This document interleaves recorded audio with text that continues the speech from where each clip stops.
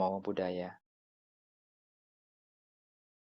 Semoga Ibu Bapak semua yang ada di Zoom meeting atau yang menyaksikan video ini dalam keadaan sehat, baik tidak kurang satu apapun.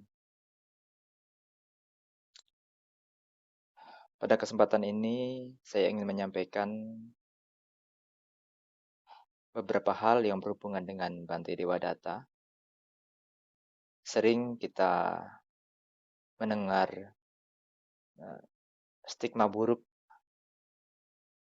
terhadap Bhante Dewadatta ini karena memang di dalam histori beliau adalah sebagai orang yang ingin membunuh Sang Buddha dengan berbagai cara, cuman dia tidak berhasil.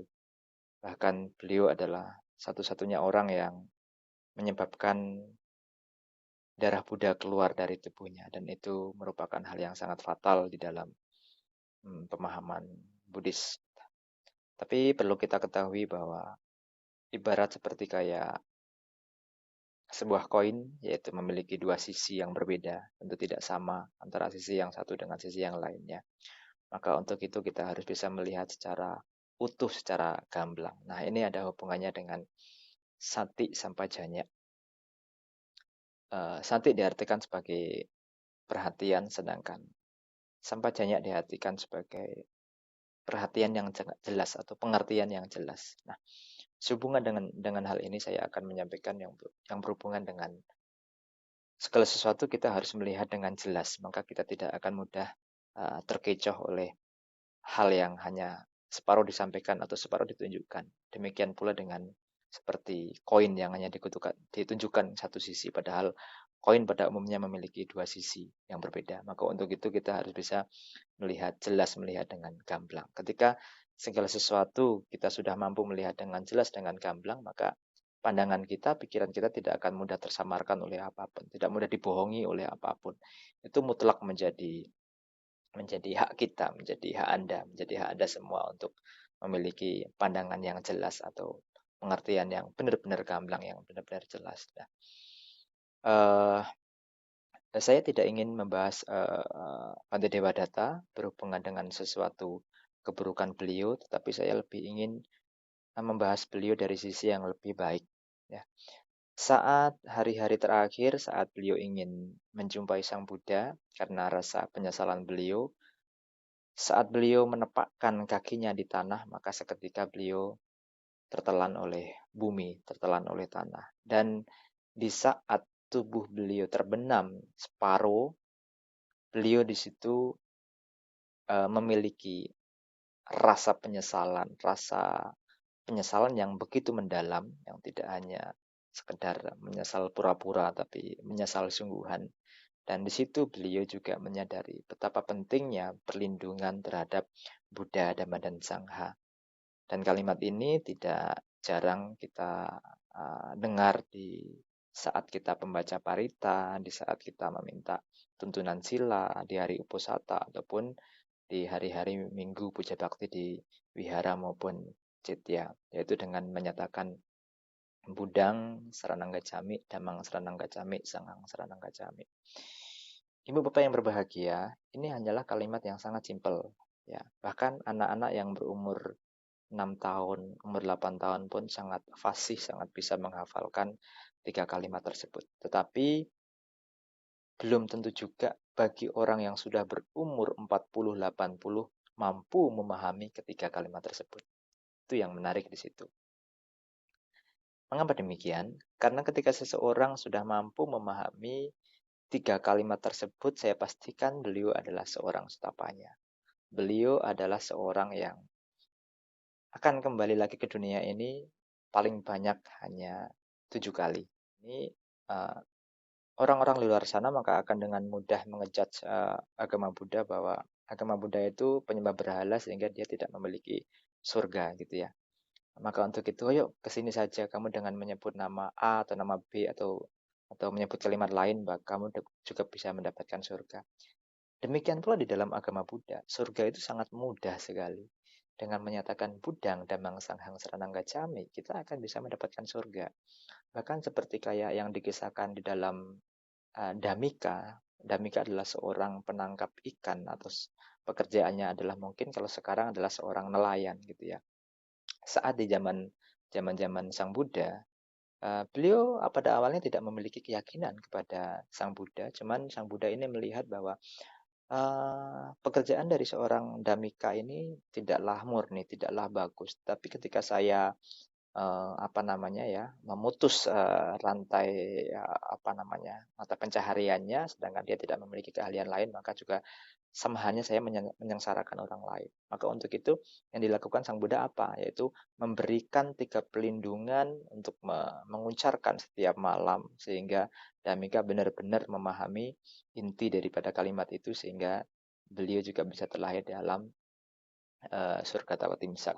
Dan ini juga berlaku juga kepada eh, Mata Kundali, yaitu adalah seorang seorang pemuda yang sebenarnya beliau terlahir di tengah-tengah orang yang kaya, cuman yang menjadi apa namanya, menjadi keburukannya adalah bapaknya begitu sangat-sangat pelit sekali sehingga saat beliau sakit sekarat terakhir tidak dibawa ke rumah sakit, dibiarkan meninggal begitu saja. Tapi sebelum meninggal, beliau Buddha mampu mengetahui bahwa eh, upasaka, bukan upasaka ya, tapi pemuda anak Brahmana ini yang bernama eh, Mata Kundali ini apa namanya, memiliki potensi untuk menjadi seorang sotapanya apabila Sang Buddha menampakkan dirinya di depan. Maka untuk itu Sang Buddha menampakkan dirinya di depan sehingga muncullah sebuah keyakinan untuk berlindung di dalam diri Mata Kundali sehingga ini yang dapat menyebabkan dia terlahir di alam yang berbahagia. Perlu kita pahami bahwa hanya dengan memiliki keyakinan yang begitu kuat kepada Buddha saja atau dengan menyatakan Budang Seranang Gacami, eh, dengan sangat mudah kita mendapatkan surga. Tapi perlu diingat juga bahwa ajaran Sang Buddha ini tidak tidak mendasarkan ke arah sana, tapi beliau lebih menyarankan kepada bagaimana sebisa mungkin saat ini juga kalau bisa kita bisa terbebaskan daripada samsara ini. Bagi kita jangan merasa beruntung, kita jangan merasa ya dalam artian bukan berarti tidak bersyukur ya. Jangan merasa kita ini lebih lebih bahagia, lebih beruntung daripada Dewa Data. No, enggak seperti itu juga konsepnya. Dewa Data jelas sekali dinyatakan bahwa ketika beliau selesai menjalani hukuman sebagai makhluk yang telah di alam neraka Awici karena beliau telah berusaha untuk eh, berusaha untuk mencelakai Sang Buddha, memecah belah Sangha, membunuh Sang Buddha. Ini yang menyebabkan beliau terlahir di alam neraka Awici. Tapi setelah semua itu usai, memang waktunya sangat panjang. Di situ Sang Buddha menyatakan bahwa beliau akan terlahir menjadi seorang Paceka Buddha. Jelas sekali di situ ketika menjadi seorang Paceka Buddha maka arahat atau siklus di dalam samsara ini akan berakhir. Nah, kita ini yang merasa beruntung, kita ini yang merasa menjadi manusia yang saat ini belum melihat neraka awici. Uh, kita jangan merasa beruntung dalam arti kita ini kan belum jelas. Atau katakanlah calon bodhisattva itu dia jelas. Jelasnya di mana? Walaupun lama sekali, tapi beliau sudah bertekad untuk menyempurnakan parami. Kalau misalnya Buddha Panyadika atau Buddha yang memiliki karakter yang kuat di dalam kebijaksanaan ini dia akan mencapai sama Sang Buddha uh, melalui 4 asankya dan 100.000 kalpa. Kalau Buddha yang memiliki atau Buddha Sadadika atau Buddha yang unggul di dalam sebuah keyakinan maka dia akan mencapai sama Sang Buddha sebanyak 8 asankya dan 100.000 kalpa. Nah, bagi Buddha Wiryadika atau Buddha yang unggul dengan semangat maka dia akan melalui waktu selama 12 asankya dan 100.000 kalpa. Walaupun kalpa ini di antara ketiga karakter Buddha ini yaitu Wiryadika, Sadadika dan Panyadika. Walaupun Panyadika yang paling cepat, tapi itu pun tidak cepat-cepat amat karena kalpa itu menunjukkan satuan waktu yang begitu lama yang kalau di dalam di dalam Samyutta Nikaya juga ada tentang penggambaran sebuah kalpa, yaitu 1 yojana atau 16 kilometer persegi berbentuk kubus. Di situ batu besar, dalam bentuk batu besar, 1 yojana besarnya berbentuk kubus. Setiap 100 tahun sekali digosok dengan kain sutra. Sampai batu itu terkikis habis, maka disebut satu kalpa. Bahkan di situ Sang Buddha pun menimpali lagi bahwa walaupun batu itu sudah habis, itu pun belum bisa menggambarkan sebuah kalpa sebenarnya. Ini hanyalah sebuah analogi untuk menggampangkan pola pikir kita, ya. Jadi intinya kalpa itu adalah waktu yang begitu lama, dan bisa kita bayangkan Buddha yang paling cepat atau Buddha Panyadhika tadi, beliau memiliki waktu 14 Sangkhya dan 100.000 kalpa. Tapi dia sudah pasti akan menjadi seorang sama Sang Buddha. Nah, kalau Theravada lebih mengajarkan kepada kalau bisa saat ini juga, mumpung kita bisa bertemu, kita bisa mempraktekkan ajaran-ajaran Buddha, kalau bisa kita dalam kehidupan ini juga untuk mencapai merealisasi nibbana atau merealisasi kearahatan, gitu ya. Tetapi apakah kita benar-benar ke Theravada atau ke Mahayana? Kalau ke Mahayana ya jelas kita harus berikrar atau beraditana untuk menjadi seorang bodhisattva. Nah, kalau untuk Theravada, sebatas mana praktek kita dalam kehidupan saat ini? Apakah tiga akar loba, dosa, dan moha kita semakin kuat ketika dia muncul kita tidak dapat menyadarinya, ataukah kita semakin hari semakin semakin melihat ketiga akar itu semakin lembut menipis dan akhirnya menghilang.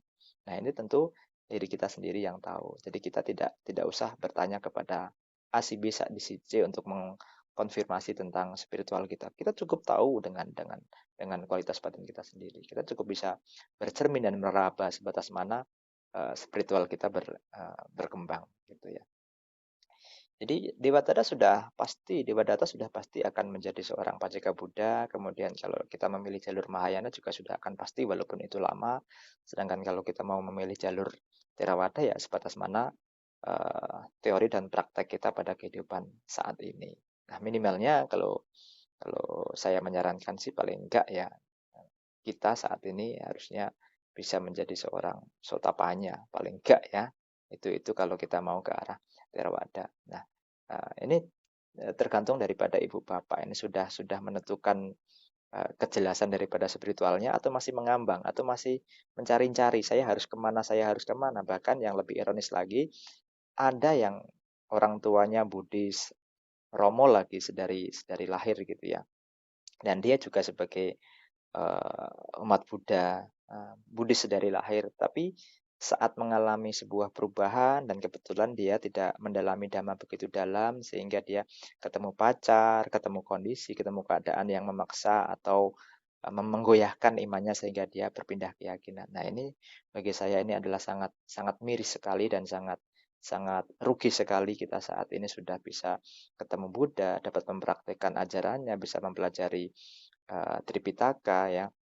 Tripitaka hanyalah sebagai penunjuk atau sebagai gudang informasi. Guru-guru besar juga sebagai penunjuk dan gudang informasi. Nah, yang paling utama adalah keputusan kita. Kita mau kemana? Ya, jadi apapun yang kita berbuat itu adalah konsekuensi yang akan kita apa yang kita putuskan itu akan menjadi konsekuensi yang akan kita apa namanya ya, yang akan kita peroleh atau yang akan kita nikmati di kemudian hari. Mungkin itu yang dapat saya sampaikan sehubungan dengan Bhante Dewadatta. Jadi tidak hanya buruknya, tetapi uh, kalimat sakti beliau sudah berhasil menggunakan ketiga kalimat sakti itu untuk menjadi seorang Paceka Buddha. Nah, ini yang kita setiap hari membaca, setiap minggu membaca, setiap uposatha membaca, setiap permintaan sila membaca. Sudah mampukah kita mengarahkan spiritual kita ke arah sana? Ataukah masih ragu-ragu saja? Silahkan bercermin kepada spiritual Anda sendiri. Mungkin itu yang dapat saya sampaikan. Terima kasih. Namo Buddhaya.